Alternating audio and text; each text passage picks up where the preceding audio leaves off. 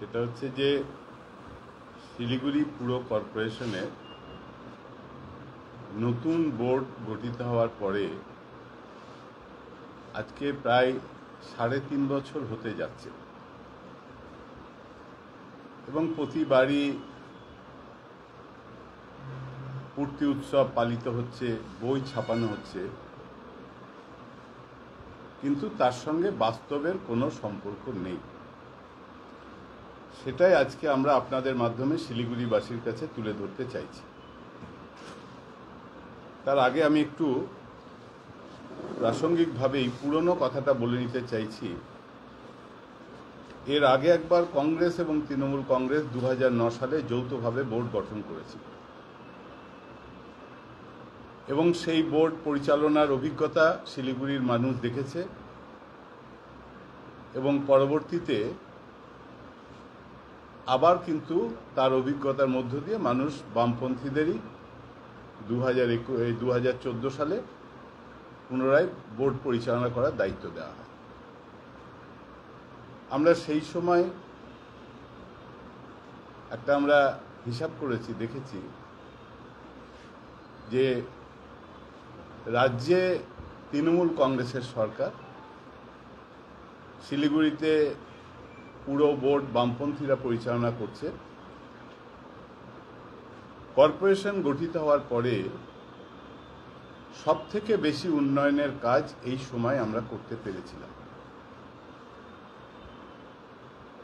এবং আরও আমরা উন্নয়ন করতে পারতাম, কিন্তু মমতা ব্যানার্জি ঘোষণা করলেন শিলিগুড়ির মানুষকে আমি সবক শেখাবো।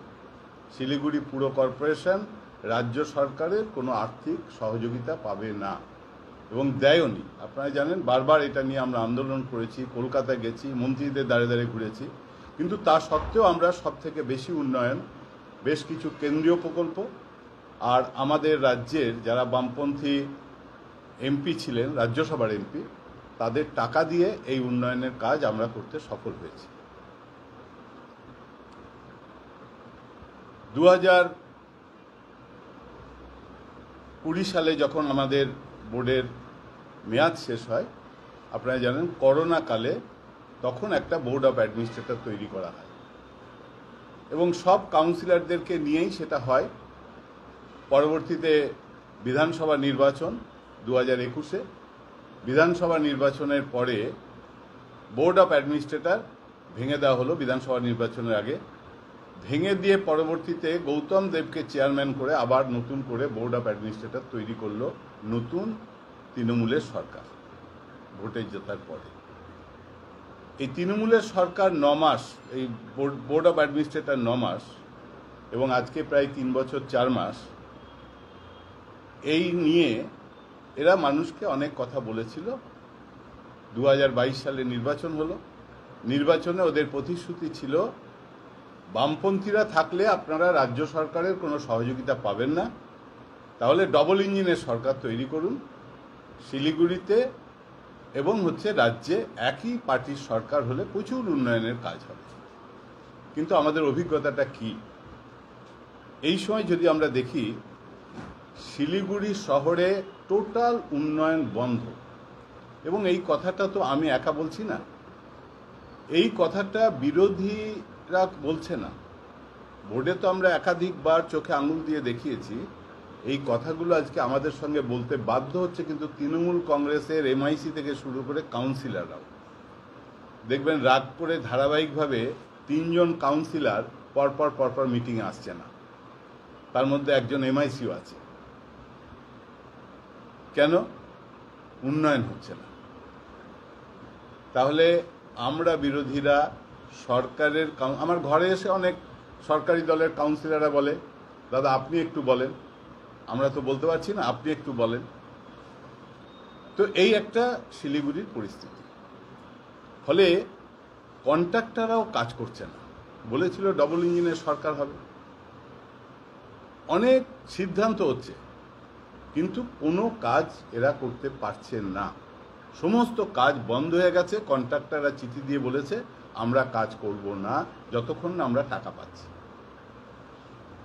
তৃণমূল কংগ্রেসের এত প্রতিবন্ধকতা সত্ত্বেও আমরা যখন বোর্ডে ছিলাম কোনোদিন কিন্তু এই সিচুয়েশন আমাদের ফেস করতে হয়নি যে কন্ট্রাক্টররা বলছে কাজ করব না। কারণ হচ্ছে কংগ্রেস এবং তৃণমূল কংগ্রেসের বোর্ডের যে বকেয়া ছিল সেই বকেয়া পরিশোধ করে কিন্তু আমরা আমাদের কাজগুলো করেছি। ফলে কন্ট্রাক্টররা কোনোদিন এই কথা আমাদের বলেনি আমরা কাজ নেব না বা করব না। ফলে এই যে দেখবেন সামনে বর্ষা আসছে, তারপরে কি বোরোর যে ফান্ড সেই ফান্ডের কাজগুলো হচ্ছে না। সামনে বর্ষা আসছে, খানাখন্দের রাস্তা, তারপরে প্রায় 3 মাস ধরে নদীর বেড মেটেরিয়ালস তোলা বন্ধ। ফলে এই বছরটাই আর কাজ হবে না। তারপরে পুজো, এবার আর্লি পুজো, এ বছরটাই আর কাজ হবে না। ফলে শিলিগুড়ির পরিকাঠামো উন্নয়নের ক্ষেত্রে নতুন কোনো কাজ তো করতে পারেইনি, উপরন্তু হচ্ছে এগুলোকে রিপেয়ারিং করার যে দায়িত্বটা সেটাও কিন্তু এরা পালন করতে পারছে না। তাহলে এই হচ্ছে ডবল ইঞ্জিন সরকারের প্রথম পদক্ষেপ। দেখবেন বর্ধমান রোডের উপরে আমি বলেছি এটা অপ্রয়োজনীয় ফ্লাইওভার। কেন আমি বলছি, এই যে 4th Mahananda bridge, 3rd Mahananda bridge, 5th Mahananda bridge, তারপরে হচ্ছে ঘোষপুকুর বাইপাস করা হয়েছিল কেন? যাতে হাইওয়ে আগে ট্রাকগুলো সব হচ্ছে শহরের মধ্য দিয়ে যেত, ন্যাশনাল হাইওয়ে থেকে জলপাইগুড়ির দিকে যাবে ধরবে, এই শহরের উপর দিয়ে বর্ধমান রোড দিয়ে যেত। আজকে এতগুলো ব্রিজ হয়েছে ট্রাফিক ডাইভারশনের জন্য। তাহলে এই যে একটা করে রাখা হয়েছে, ঠিক আছে, এটা কেন্দ্রীয় সরকারের মানে সেন্ট্রাল অ্যাসিস্ট্যান্সের কাজ, এটা সেই টাকা দিয়ে একটা ফ্লাইওভার আজকে 4 বছর ধরে চলছে। কবে এটা ওপেনিং হবে কেউ জানে না। এই একটা বেহাল অবস্থা। এখানেও কন্ট্রাক্টরদের টাকা পয়সা পাওনার ব্যাপার আছে, যদিও এটা রাজ্য সরকারের কাজ। কিন্তু মেয়র সাহেব, আমি বলি এটা আশ্বাসের মেয়র, উনি সব ক্ষেত্রে আশ্বাস দেন, খালি এই কাজই হচ্ছে না। তার উপর বলছেন প্রায় 150 কোটি টাকা দিয়ে মহানন্দা নদীর পাড় দিয়ে উনি রাস্তা করবেন। উনি জানেন না যে কত বাড়ি ভাঙা পড়বে আর কিভাবে হবে। এটা এই প্রতিশ্রুতি তো উনি দিচ্ছেন, সেটা 3 বছর ধরে দিচ্ছেন। কবে হবে এই রাস্তা? কোনোদিনই হবে না, পারবেনই না। দ্বিতীয় বিষয়টা হচ্ছে, একটা শহর একসময় স্লোগান উঠেছিল যে শিলিগুড়ি ইজ চেঞ্জিং,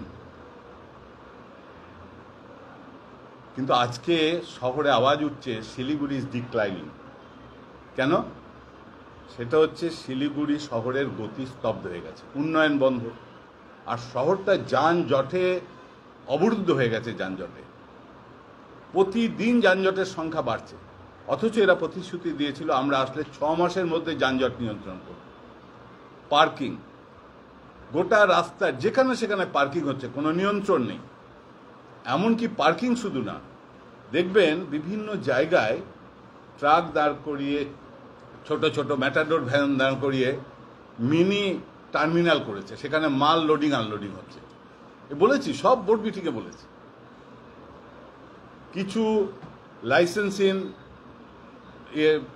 টোটো, সেগুলো দেখবেন রাস্তার মোড়ে মোড়ে স্ট্যান্ড হয়ে গেছে, সিভিক পুলিশের সামনেই সেই স্ট্যান্ডগুলো চলছে। আরও যানজট হচ্ছে, বরং শহরের মধ্যে দিয়ে গেলে ওই যানজটটা এতটা হতো না। শহর থেকে বড় এখন গোটা বিশ্ব জুড়ে হচ্ছে কমিউনিটি ভেহিকেলসের উপর, ট্রান্সপোর্টের উপর জোর দেওয়া হচ্ছে, দেশ বিদেশের সমস্ত জায়গায়। আর আমাদের এখানে সমস্ত ইন্ডিভিজুয়াল গাড়ি, ছোট গাড়ি, অজস্র গাড়ি, এবং দেখবেন শিলিগুড়ি শহরে প্রায় 290% হচ্ছে ভেহিকুলার গ্রোথ রেট পার অ্যানাম, প্রতি বছর হচ্ছে এই গ্রোথ। ফলে শহরটা আর মানুষের বাসযোগ্য থাকবে না। ফলে সেক্ষেত্রেও টোটাল বোর্ড কিন্তু ফেল করেছে, উন্নয়নের ক্ষেত্রে ফেল করেছে, এটার ক্ষেত্রে ফেল করেছে। এবার আসুন পানীয় জল। এই যে পানীয় জলের কাজ বারবার নিয়ে বলছে, এইটা বামফ্রন্ট আমলে সমস্ত আমরা সাবমিট করেছিলাম। শুধু বামফ্রন্টকে ভোট দিয়েছে শিলিগুড়ির মানুষ, সেই জন্যে মমতা ব্যানার্জি শিলিগুড়ির মানুষকে সবক শেখাবার জন্যে, শিক্ষা দেওয়ার জন্যে উনি কেন্দ্রের কাছে কিন্তু সেই জল প্রকল্প আজকে যেটা হতে যাচ্ছে সেটা পাঠালেন না। আপনারা দেখেছিলেন, অশোক ভট্টাচার্য ছিলেন মেয়র, আমার পাশে বসে আছে জয়, এরা দুজন জলের MIC ছিল, এরা দুজনে গিয়েছিল সুব্রত মুখার্জির সঙ্গে দেখা করতে। সুব্রত মুখার্জি দেখা করেনি, সুব্রত মুখার্জি একটা 20 বছরের মন্ত্রীকে টুলের মধ্যে বসিয়ে রাখলো, 2 ঘন্টা অপেক্ষা করার পর ওরা ফিরে আসলেন। ফলে এইভাবে শিলিগুড়ির তখন যদি এই জলপ্রকল্পটা হতো এত টাকাও লাগতো না, অথচ জলপ্রকল্পের সুযোগটা আজকে মানুষ পেত। দেখবেন মাঝে মাঝেই সিকিমে বৃষ্টি হয়েছে এই বলে জল বন্ধ, কিন্তু কোনো ইনফরমেশন নেই। প্রতিদিন কোনো না কোনো ওয়ার্ড নির্জলা থাকছে, বারবার বলা সত্ত্বেও এটার কোনো ব্যবস্থা হচ্ছে না, কোনো নোটিফিকেশন নেই, জানাচ্ছে না মানুষকে। ফলে এই যে শহরকে আজকে এরা নির্জলা করেছে, শুধু নির্জলা না, আপনারা নিশ্চয়ই জানেন 7 দিন ধরে শিলিগুড়িবাসীকে আজকের যিনি মেয়র, আজকের যাদের বোর্ড, এরা বিষ জল পান করিয়েছে। নিজেরা স্বীকার করেছে যে এই জল পানের অযোগ্য। তাহলে এই জল যদি পানের অযোগ্য হয় তাহলে আপনারা এই জল খাওয়ালেন কেন? ফলে এই যে একটা পুরো বোর্ড চলছে আর শিলিগুড়ির 7 লক্ষ মানুষ 7 দিন ধরে হচ্ছে এই বিষ জল পান করছে, এটার বিচার মানুষ করবে না? ফলে এক্ষেত্রেও কিন্তু এরা টোটালি ফেল করেছে। দেখবেন শিলিগুড়ির কলোনি বস্তি, শিলিগুড়ি শহরের 1/3 মানুষ কলোনি বস্তিতে বসবাস করে। সরকারি একটা নিয়ম আছে, আইন আছে, যে যখন বাজেট হয় সেই বাজেটের 30% টাকা আলাদা করে বরাদ্দ করতে হয় কলোনি বস্তির মানুষের জন্য। 30% তো দূরে থাক, 5%ও খরচ করতে পারেনি। আমি আমার কথা বলছি না, ওদের যে বাজেটের যা রিফ্লেকশন তাতে বলছে যে 5%-এর বেশি টাকা ওরা খরচ করেনি বস্তি উন্নয়ন, কলোনি উন্নয়নের ক্ষেত্রে। গরিব মানুষ, আমরা একটা অকুপায়ার সার্টিফিকেট দিতাম, কারণ দেখবেন এখানে কলোনি বস্তিতে যারা বাস করে এরা কেউ ভেস্টল্যান্ডে আছে, কেউ রেলের জমির উপরে আছে। এরা পুরো বোর্ডে আসার পর এরা এই ভেস্টল্যান্ড এবং রেলের জায়গায় যারা বসবাস করছে তাদেরকে হোল্ডিং নম্বর দিচ্ছে না। হোল্ডিং নম্বর না পাওয়ার কারণে মানুষ ট্রেড লাইসেন্স পাচ্ছে না, মানুষ ইলেকট্রিক কানেকশন পাচ্ছে না, মানুষ জলের কানেকশন পাচ্ছে না। ফলে কলোনি বস্তির মানুষকে ওরা এইভাবে রেখে দিয়েছে। ওরা বলেছিল যে মমতা ব্যানার্জির সরকার হচ্ছে গরিবের সরকার, আর এই হচ্ছে গরিবের পুরো বোর্ড পরিচালনার, এই হচ্ছে ওদের দায়িত্ব। থার্ড হচ্ছে পাট্টা। আচ্ছা, আমরা যখন পাট্টার কথা বলি, উনি জলপাইগুড়ির কোন পঞ্চায়েত এলাকায় কত পাট্টা দিয়েছেন সেটার কে শুনতে চায়? আমরা তো চাই শহরের মানুষের পাট্টা। একবার বললেন রেলের জমিতে পাট্টা দেবো, রেল দিয়েছে কেস করে, এখন আর এই কথা বলেন না, বলে ভেস্টল্যান্ডে দেব। শিখস্তি জমি যেটা নদীর ধারে অব্যবহৃত জমি সেখানে দেব, তার ক্যারেক্টার চেঞ্জ করতে হবে। আজ পর্যন্ত শহরের মানুষকে পাট্টা দিতে পারেনি। এই যে শহরে দেখছেন না, যত মানুষ রিফিউজি রিহ্যাবিলিটেশন ডিপার্টমেন্ট থেকে বামফ্রন্ট আমলে এদেরকে পাট্টা দেওয়া হয়েছে। শুধু পাট্টা দেওয়া হয়েছে তাই না, দেখবেন বামফ্রন্ট সরকার একটা আইন করেছিল 2010 সালে। সেই আইনটা ছিল যারা 20 বছর ধরে একটা জমিতে বাস করছে, সেই জমিতে যদি গভর্নমেন্টের হয় তাহলে তাদের আয় যদি 6,000 টাকার নিচে হয় তাহলে 2 কাটা করে 99 বছরের জন্য 1 টাকার বিনিময়ে লিজ দেওয়া হবে। শিলিগুড়ি শহরের 237টা পরিবারকে আমরা এই পাট্টা দিয়েছি। শুধু পাট্টা দিয়েছি না, এদেরকে আইএচএসডিপি প্রকল্পে 1.5 লক্ষ টাকার বাড়িও করে দিয়েছি। সব ওয়ার্ডে আছে, যেটা দার্জিলিং জেলার মধ্যে। জলপাইগুড়ি জেলার মধ্যে 642টা পাট্টা রেডি, তাদের রেজিস্ট্রেশন হলো।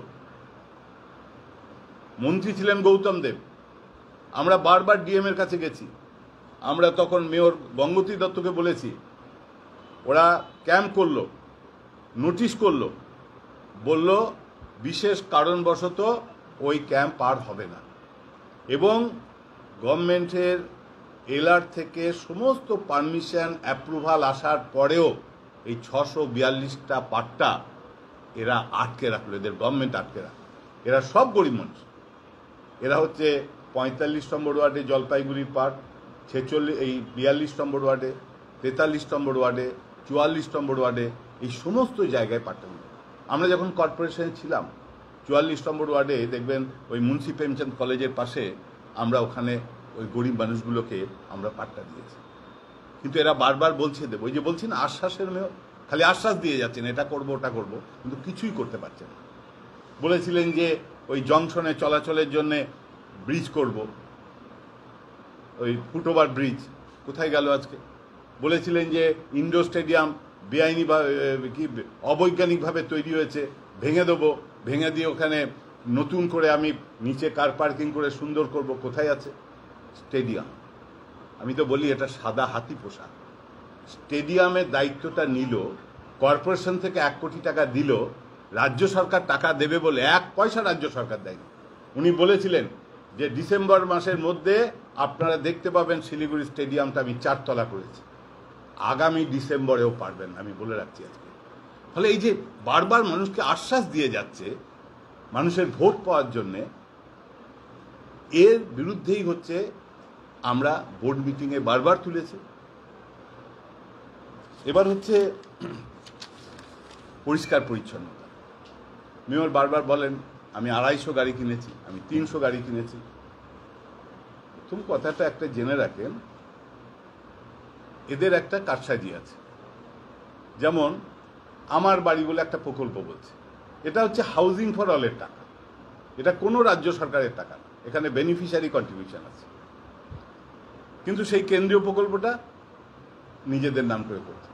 স্বচ্ছ ভারত প্রকল্পে এটা পাওনা টাকা, স্বচ্ছ ভারত প্রকল্পে এবং হচ্ছে 15th ফাইন্যান্স কমিশন ওরা ইয়ারমার্ক করে দিয়েছে, এটা টাইট ফান্ড বলে, যে যা টাকা পাবে 35 কোটি হোক 40 কোটি টাকা হোক, এর 40% বা 50% টাকা সলিড ওয়েস্ট ম্যানেজমেন্টে খরচ করতে হবে।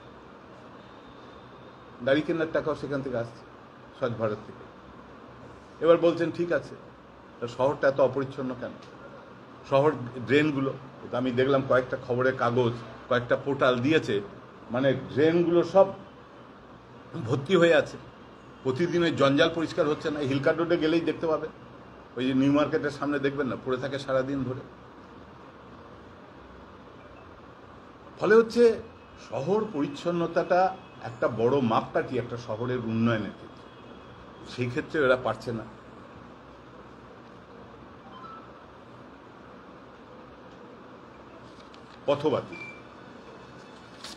পথবাতি লাগাচ্ছে সকালবেলায়, বিকেলবেলায় একবার জ্বলেই বিদ্যুতের মতো একটা চমক দিয়েই আবার কি হলো, রিপেয়ারিংয়ের জন্য যাচ্ছে, 3 মাস পরে আবার এটা লাগাচ্ছে। যেদিন লাগাচ্ছে সকালবেলায় লাগালো, সন্ধ্যেবেলায় শেষ। কিসের? বারবার বলছি, তাহলে কাকে দিচ্ছেন, কিসের বিনিময়ে দিচ্ছেন, কি হচ্ছে এখানে?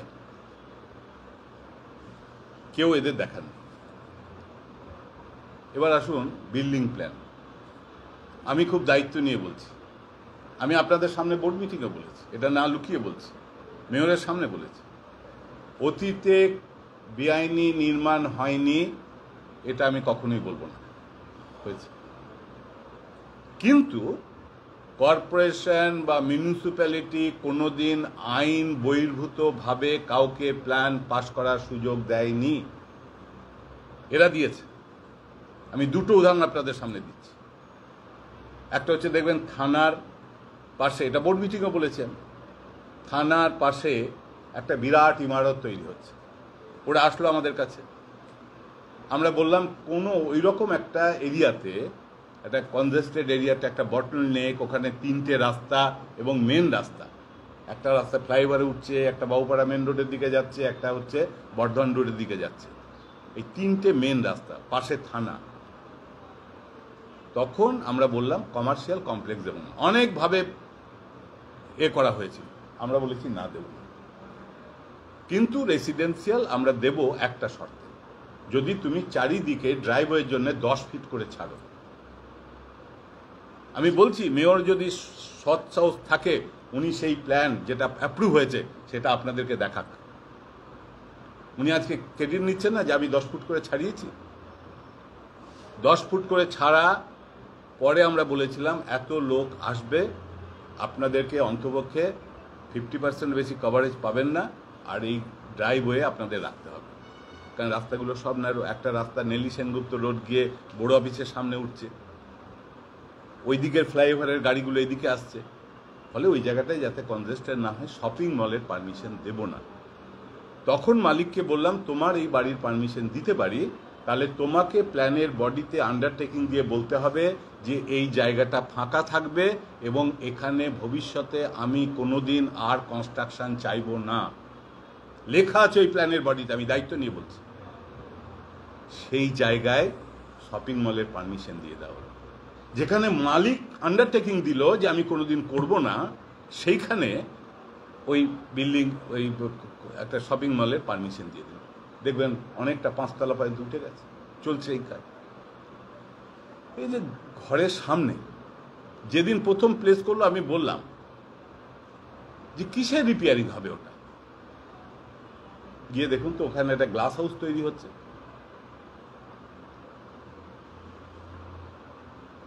বলে যখনই মিটিংয়ে বলি, বলে নোটিশ করেছি। নোটিশ করলে কাজ হচ্ছে কিভাবে? আমি একদিন দেখতে গেছি, ওদের গার্ড ঢুকতে দিল না, সিসি ক্যামেরা লাগিয়ে রেখেছে, কে বাইরের লোক আসছে এটা করার জন্য। একটাই, যেটা আমরা ছবি তুলে পাঠিয়েছিলাম। এমনকি আমরা শুধু না, আপনারা জানেন তো, এই যে মিলন কি জানো ঘোষ নাকি, তৃণমূলের নেতা দত্ত, ও নিজে কাগজে স্টেটমেন্ট করেছে এটা বেআইনি হচ্ছে। দেখবেন ওইখানকার পাড়ার লোকরা একটা ফেস্টুন দিয়েছিল এটা বেআইনি হচ্ছে। বারবার বোর্ড মিটিং আমি বলেছি। ডেপুটি মেয়র একবার বলল ওটা তো রিপেয়ারিং এর জন্য দিচ্ছি, এ করছি। তাহলে এই ধরনের একটা স্ট্যাটিউটারি বডি, একটা শহর, তার পরিকল্পনা, নগর পরিকল্পনা যারা করবে, এইভাবে একটা শপিং মলের পারমিশন হিলকার রোডের উপরে, যার কোনো পার্কিং নেই, কিভাবে দিল? কিভাবে ওই বাড়িটা দিল? একই মালিক, এই মালিক, ওই মালিক। আর দেখবেন ওই হাইওয়ের উপরে মেয়র দেখতে গিয়েছিল না কোন জায়গায় গান্ধীনগরে ডাইভারশন হবে ন্যাশনাল হাইওয়ের, ঠিক দেখবেন ওরা যেখানে এন্ট্রি পয়েন্টটা করছে সেখানে একটা বিরাট শপিং মল করছে, আবার বিরাট, ঠিক ইন্দিরা গান্ধী ময়দানের পাশে। এই একই মালিক। তাহলে কাউকে কাউকে এই বিশেষ সুযোগ সুবিধাগুলো কেন দেওয়া হচ্ছে? কিসের বিনিময়ে দেওয়া হচ্ছে? শহরের জন্যে, নগরবাসীর জন্যে? এর দায়ভার বোর্ডকে নিতে হবে না? আপনারা তো দেখেছেন রামকৃষ্ণ মিশনের জমি কারা দখল করেছে, বেরোলো আজ পর্যন্ত। আমি আর একটা কথা বলছি, দেখবেন কেন্দ্রীয় মন্ত্রী, কি নাম যেন ওটা, বিজেপির প্রেসিডেন্ট যে সুকান্ত মজুমদার, উনি একটা অভিযোগ করলেন, কাগজে বেরোলো, সম্ভবত উত্তরবঙ্গ সংবাদে, কে সরকারি জমি বেআইনিভাবে গজলডোবায় রিসোর্ট বানিয়েছে। ওই যে মেয়র মাঝে মাঝে বলেন না শিলিগুড়ির ইতিহাসে এটা হয়নি, আমি বলেছিলাম বোর্ড মিটিংয়ে, হ্যাঁ শিলিগুড়ির ইতিহাসে এটাও কোনোদিন হয়নি। শিলিগুড়ি কর্পোরেশনের বোর্ড যারা পরিচালনা করেছে, কাগজে মানুষের মুখে কোনোদিন এইভাবে সরকারি জমি জোর করে ওই রিসোর্ট তৈরি করেছে, এই অভিযোগ কোনোদিন আসেনি। যখন বোর্ড মিটিংয়ে বলতে গেলাম, চেয়ারম্যান বললেন না, এই আলোচনা হবে না, এটা খবরের কাগজের কথা। তা খবরের কাগজের কথাটা যে অসত্য, সেই খবরের কাগজের বিরুদ্ধে আপনি মানহানি মামলা করলেন না কেন? আমি বললাম। তাহলে জমি, বাড়ি সব নিয়ে একদিকে অভিযোগ, আরেকদিকে দেখবেন কাউন্সিলরদের বিরুদ্ধে, বেশ কিছু কাউন্সিলরের বিরুদ্ধে অভিযোগ কাগজে বেরোচ্ছে। ডেপুটি মেয়রের নামে সুকান্তবাবু একটা অভিযোগ করলেন। আমি ডেপুটি মেয়রকে বোর্ড মিটিংয়ে জিজ্ঞেস করলাম যে আপনি কি মানহানি মামলা করবেন বলেছিলেন, করেছেন? আমি জানতে চাই উনি করেছেন কিনা, নইলে মানুষের মধ্যে সন্দেহ থেকে যাবে। এই কথাগুলো আমরা বলছি। এবার আসি কর্মচারী। আচ্ছা, মেয়র সাহেব সেদিন দেখলাম মমতা ব্যানার্জি মুখ্যমন্ত্রীকে একটা প্রস্তাব দিলেন, কি শিলিগুড়ি তার সংলগ্ন এরিয়ায় যে পেরি আরবান এরিয়া, সেটাকে কর্পোরেশনের অন্তর্ভুক্ত করা। উনিও বললেন যে একটা পরিবারের যদি একটা ছেলে একটা মেয়ে হয় তাহলে একটা পায়খানা থাকলে দুটো পায়খানা করতে হবে, কি বললেন বুঝলাম না। কিন্তু এসজেডি এর একটা ভূমিকা আছে। শিলিগুড়ি জলপাইগুড়ি ডেভেলপমেন্ট অথরিটি তৈরি হয়েছিল 1978 সালে, সেটা হচ্ছে টাউন অ্যান্ড কান্ট্রি প্ল্যানিং অ্যাক্টের ভিত্তিতে।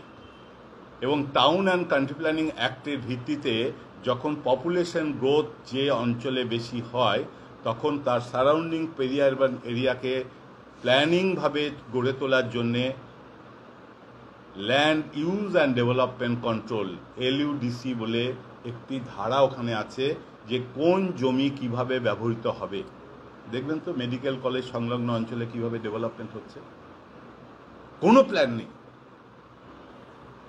এসজেডিএতে এত দুর্নীতি হয়েছে, মমতা ব্যানার্জি নিজের দলের লোকদের প্রতি আস্থা রাখতে পারেননি, ভেঙে দিয়েছেন, ভেঙে দিয়ে ডিএমকে দায়িত্ব দিয়েছেন। এই জবাব মানুষ চাইবে না কেন? এসজেডিএতে শিলিগুড়ির উন্নয়নের জন্য 200 কোটি টাকা রাখা হয়েছিল, সেই টাকা কারা লুট করলো আমাকে বলতে হবে না, দিলীপ বর্মন বলে দিয়েছে কালকে, বললো না যে আমি ওই হতে চাই না, ডাক্তারবাবু হতে চাই না, রুদ্রভারতে হতে চাই না। কিন্তু দলের মধ্য থেকে আজকে এই প্রশ্ন উঠছে। ফলে আমি আপনাদের কাছে বলতে চাইছি, কেন বললাম এই এরিয়া, এর পরে দেখবেন এখন তো সবকিছু এনভায়রনমেন্ট ফ্রেন্ডলি। এই যে রিজার্ভ ফরেস্টের প্রথমে হলো 5 কিলোমিটার, 10 কিলোমিটার, 15 কিলোমিটার, কত দূরে বাড়ি হবে না হবে এখনো তার নিরসন হলো না, কিন্তু পুরো বেআইনি নির্মাণ হয়ে যাচ্ছে। আপনি পারমিশন দিচ্ছেন না, কারা ভূতে পারমিশন দিচ্ছে? 42 এবং 46 নম্বর ওয়ার্ডে আপনারা যদি যান একদিন দেখবেন ওখানে 80% বাড়ি হচ্ছে, তাদের কোনো প্ল্যান নেই। আমি কাউকে একজনকে জিজ্ঞেস করলাম, বললো কি করব, আমি কতদিন এরকম ভাড়া বাড়িতে থাকবো আর এই কাঁচা ছাদের নিচে থাকবো, আমাকে প্ল্যান জমা দিচ্ছে না। এসজেডিএতে সেখানেও দুর্নীতি হচ্ছে LUCC দেওয়ার ব্যাপারে। এই যে যখন ওরা পারমিশন আনতে যাচ্ছে যে ফরেস্টের কত রিজার্ভ ফরেস্ট থেকে কতটা দূরে, সেখানেও কিন্তু দেখবেন মুখ দেখে দেখে হচ্ছে। ফলে একটা সামগ্রিক দুর্নীতি এই পুরো কর্পোরেশন এবং এসজেডিএকে করেছে। আরেকটা কথা বলি, সেটা হচ্ছে কর্মচারী। এই যে উনি বলছেন না এরিয়া বাড়াবেন, 700 সামথিং হচ্ছে কর্মচারী আমাদের স্যাংশন। সেই কর্মচারীদের মধ্যে 513টা পার্মানেন্ট পোস্ট খালি। এই 200 কতজন হচ্ছে কর্মচারী এখন কাজ করছে, পার্মানেন্ট কর্মচারী। 7 লক্ষ পপুলেশন, বাইরে থেকে মানুষ আসে। আর বেশিরভাগ কাজটা কাদের দিয়ে করাচ্ছে? বেশিরভাগ কাজটা করছে হচ্ছে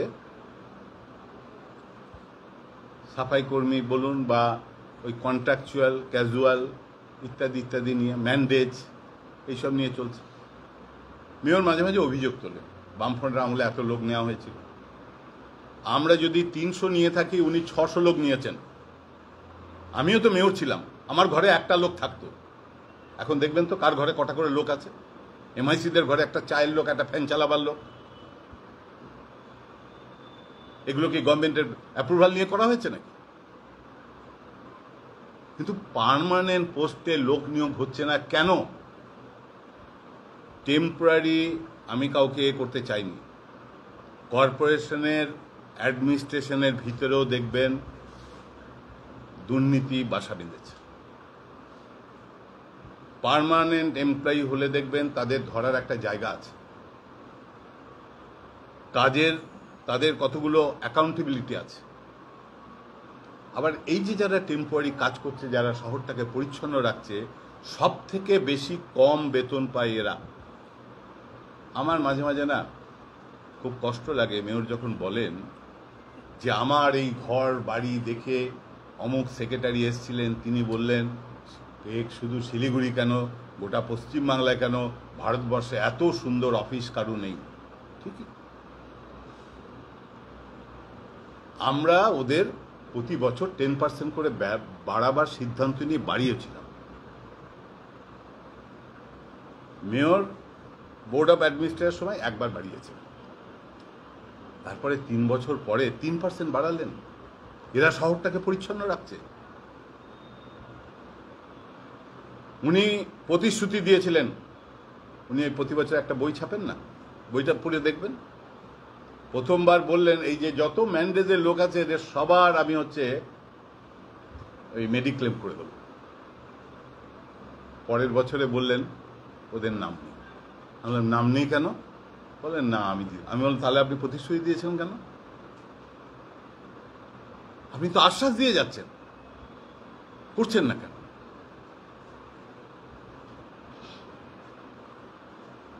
এই যে গোটা বিষয়টা হচ্ছে, ফলে কর্পোরেশন মুখ থুবড়ে পড়েছে। আপনারা তো অনেকেই দেখেছেন নিশ্চয়ই, মেয়রকে বলো কর্মসূচি হয়, উনি বিরক্ত হয়ে কি বলেন? এই লাস্ট দিন আমি শুনছিলাম এই বিল্ডিং ডিপার্টমেন্টের বিরুদ্ধে আরে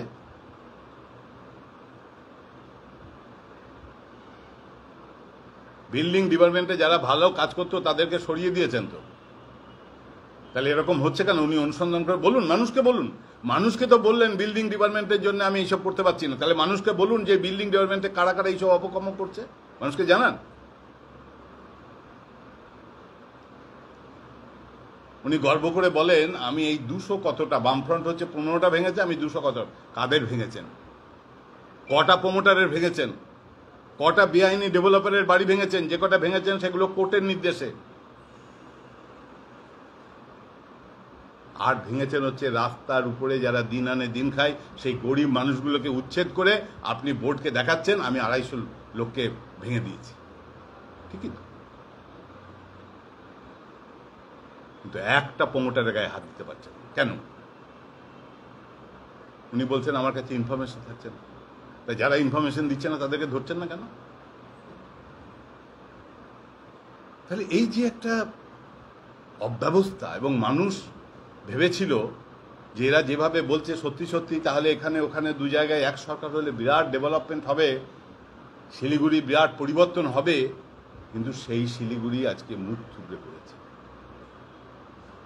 সেই শিলিগুড়ি আজকে মুখ থুবড়ে পড়েছে। শিলিগুড়ির উন্নয়ন বন্ধ হয়ে গেছে। শিলিগুড়ির উন্নয়ন যা কিছু হয়েছে এটা তো গোপনে না। আমি যখন ওরা বলছে আমি বললাম যে একটা জায়গা দেখান যেখানে আপনাদের নাম লেখা আছে, আপনারা রং করছেন আমাদের কাজের উপরে, নাম লিখে দিচ্ছেন। নিবেদিতা রোড করলাম ঝগড়া করে আমরা, বিবেকানন্দ রোড করলাম আমরা, ওই যে মহানন্দার ব্রিজের নিচ দিয়ে করলাম আমরা। এই শিলিগুড়ি শহরে তো এক সময় হচ্ছে গরুর গাড়ি চলতো, আমি দেখেছি। একটা মোষ টানছে আর 2টো টায়ার লাগানো। কফিট ছিল এই হিলকার রোড। এই হিলকার রোড বাইফার্কেশন থেকে শুরু করে ম্যাস্টিক থেকে শুরু করে চওড়া থেকে শুরু করে বিধান রোড কারা করেছে? আজকে ওই যে কি বলে আমাদের কে করেছে? ওই ওটা হচ্ছে station feeder road, Bardhaman road, Nivedita road, সেবক রোড, তো আমাদের সময়। মজুমদারকে বললাম একটু পরে করছি। তো ফলে হচ্ছে যে উনি কাজ করছেন। আচ্ছা, একটা রাস্তা আছে, সেই রাস্তাটার উপর পিচ দিয়ে উনি বলছেন এই রাস্তা আমি করেছি। গিয়ে দেখবেন যে জায়গাটা কেস ছিল সেই কেসটা নিরসন হয়েছে ওই গুরুং বস্তিতে। আজকে 1 বছর হলে এরকম খানাখন্দ হয়ে পড়ে আছে। ফলে মুখ থুবড়ে পড়েছে এই কর্পোরেশন। আমরা এই সমস্ত বিষয়টা শুধু আপনাদেরকে বলছি না, আমরা এই 3.5 বছর ধরে প্রত্যেকটা বোর্ড মিটিংয়ে একটা করে এটা তুলেছি। দুর্নীতি থেকে শুরু করে, বেআইনি নির্মাণ থেকে শুরু করে, উন্নয়ন না হওয়া থেকে শুরু করে, পরিষেবা থেকে শুরু করে সমস্ত বিষয়ে। এই দেখে আসবেন কবে থেকে বলছে বাঘাযতীনের মূর্তি আমার ওয়ার্ডে, টাকাটাও সে আমার সময় স্যাংশন করা ছিল। এটা হচ্ছে গ্রিন সিটি মিশনের টাকা। দেখবেন ওই বেদিটা করে সেখানে এখন বসে বসে মদ খাচ্ছে, বাঘাযতীন নেই, বেদিটা হয়েছে। এই হচ্ছে এদের কাজের নমুনা। কোনো কাজ করতে পারছে না। এই সমস্ত কিছু যখন আমরা বোর্ড মিটিংয়ে বলতে যাই, কোনোটাই চেয়ারম্যান পারমিশন দেন না, কোনোটাই বলেন 5 মিনিট হয়ে গেছে, কোনোটাই আমাদেরকে আলোচনাই করতে দেওয়া হয় না। ব্যঙ্গ বিদ্রুপ করে মূল আলোচনাটাকে অন্যদিকে নিয়ে যাওয়া হয়। যখন আমরা কর্পোরেশন উন্নয়নের কথা বলি তখন উনি উত্তরবঙ্গ উন্নয়ন মন্ত্রী থাকার সময় কোথায় কোথায় জলপাইগুড়িতে কাজ করেছেন, রাজগঞ্জে কাজ করেছেন, সেই সব উদাহরণ তুলে ধরেন। কিন্তু শিলিগুড়ি পুরো বোর্ডে তো শিলিগুড়ি নিয়ে আলোচনা হবে, সেই আলোচনা আমাদের করতে দেওয়া হয় না। সেই জন্যে আমরা ঠিক করেছি বোর্ডের ভিতরে এবং বোর্ডের বাইরে, মাঠে ময়দানেও হবে এবং বোর্ডের ভিতরেও হবে। কিন্তু আগামীকাল বোর্ড সভা আছে, আমরা টোকেন প্রতিবাদ হিসাবে কালকের বোর্ড সভা আমরা বয়কট করব। এটা হচ্ছে আমাদের প্রতিবাদের প্রথম স্টেপ। তারপরে ধারাবাহিকভাবে আমরা এই বোর্ডের এই সমস্ত বিষয় নিয়ে মানুষের কাছে যাব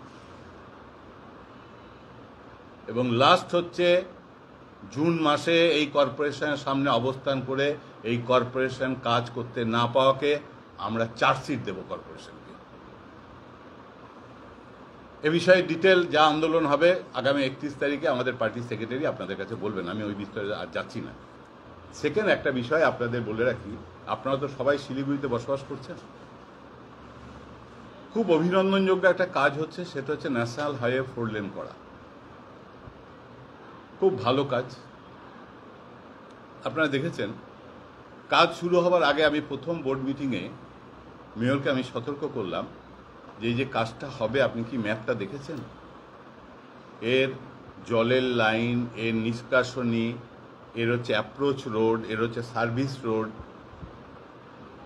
সেগুলোর ব্যাপারে কি দেখেছেন? না, আমার সাথে তো মিটিং হয় ওদের মাঝে মাঝে। দেখবেন গত পরশু দিন উনি ফোন করে আমাকে ডেকে নিজেই নিয়ে গেছিলেন, আমি গেছিলাম, কারণ এর সঙ্গে মানুষের স্বার্থ জড়িত। দু একটা কাগজেও দেখলাম বেরিয়েছে। আমি বললাম দেখুন আপনাকে তো প্রথম থেকে আমি বলেছি, আজকে আপনি এসছেন কিন্তু এটা তো প্রথমে হওয়া উচিত ছিল। আরেকটা জিনিস বলছি, এটা হোক আমরা চাই। ক্ষতিগ্রস্ত কারা হচ্ছে? ক্ষতিগ্রস্ত হবে গরিব মানুষ যারা ব্যবসা করছে, ক্ষতিগ্রস্ত হচ্ছে মধ্যবিত্ত মানুষ, ক্ষতিগ্রস্ত হচ্ছে ছোট ব্যবসায়ীরা।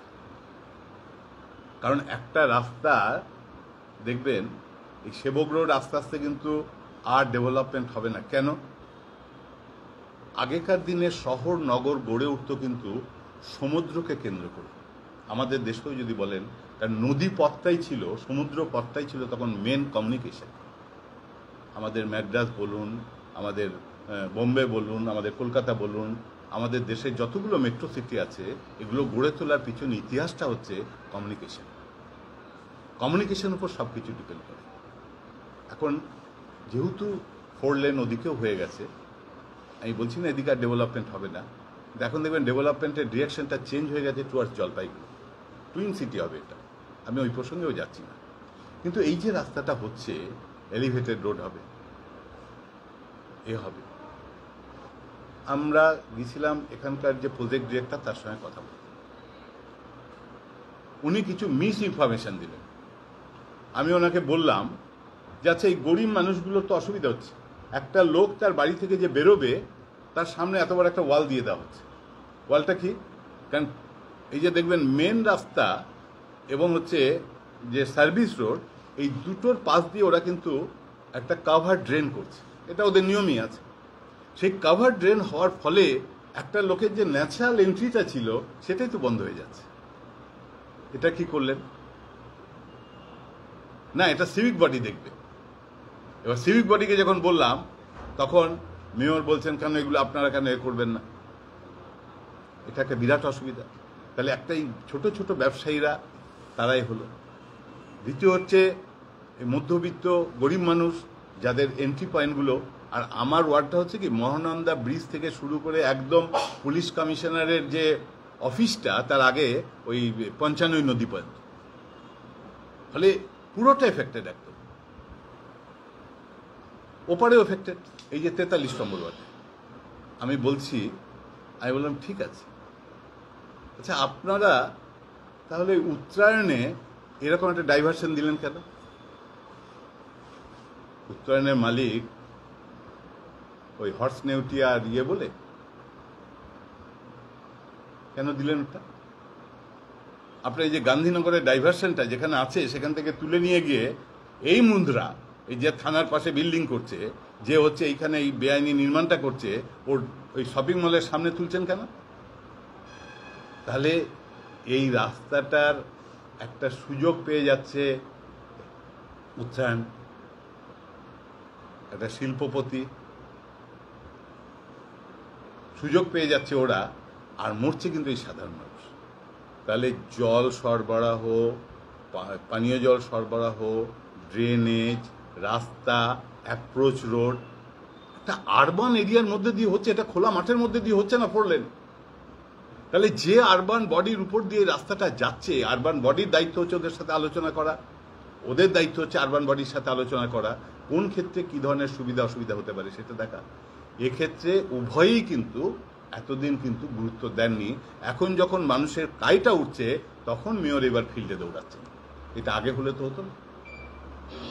তাহলে আমার কথাটা হচ্ছে, তুমি এদেরকে মারছো, কিন্তু তুমি তো উত্তরায়ণকে মারছো না, ওদের তো বিশেষ সুবিধা দিচ্ছ। দিক, তুমি তো একে মারছো না, এদের তো বিশেষ সুবিধা দিচ্ছ। তাহলে সাধারণ মানুষের এই কষ্টটা ভোগ করতে হবে কেন? সেই জন্যে আমি আলোচনা করে ঠিক করেছি আমরা, যে আমি এই দপ্তরের মন্ত্রী মিস্টার গডকরিকে ইমিডিয়েট এই সমস্ত অব্যবস্থা নিয়ে একটা ইমেল করে পাঠাবো, যে আপনার ইন্টারভেনশন। আর আমি বলি, এই যে সব হচ্ছে মানুষের কাছে চলো সরাসরি ABCD, হ্যাঁ, দৌড়ে বেড়াচ্ছে ভোটের জন্যে, এগুলোর ক্ষেত্রে কিন্তু না কেন্দ্রীয় প্রতিনিধিদের, না রাজ্য প্রতিনিধিদের, না MLA, না এমপির, না মেয়র, কারুর কোনো ধ্যান নেই। মানুষের যে এত বড় হবে এ ব্যাপারে কেউ কোনো উদ্যোগ নেয়নি, বাধ্য হয়ে ঠিক করেছে। আমি জানি না আমার চিঠির গুরুত্ব কতটা দেবে, কিন্তু মিস্টার গডকরিকে ডাইরেক্ট আমরা ইমেল করে পাঠাবো যে আপনি ইন্টারভেন করে মানুষের এই অসুবিধাগুলো দূর করার জন্য প্রয়োজনীয় ব্যবস্থা আপনারা করুন। কিন্তু আমরা 100 বার বলছি, এই রাস্তা হোক, এই রাস্তা তৈরি করার ব্যাপারে আমরা সব ধরনের সহযোগিতা করব, কিন্তু আপনাকেও দেখতে হবে মানুষের যাতে কোনো অসুবিধা না হয়। এই হচ্ছে আজকের প্রেস কনফারেন্স, আমার মূল বক্তব্য। শেষে একটা বলি, ডেঙ্গি আসছে, অকাল বৃষ্টি শুরু হয়েছে, এ ব্যাপারে এখনো কর্পোরেশন কোনো উদ্যোগ নেয়নি, মশার উপদ্রব বাড়ছে, কি করবে আমি জানি না।